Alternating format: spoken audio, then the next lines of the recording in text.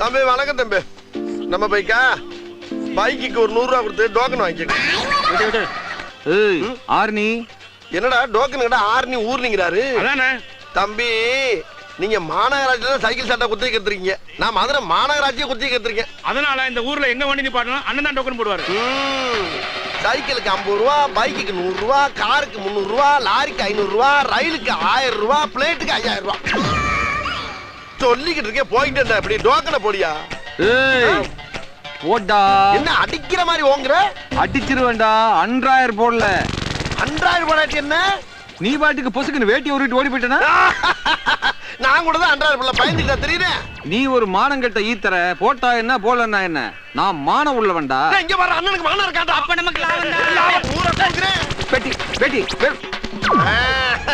ஒரு மடப்பைய உங்கிட்ட போய் பாரு.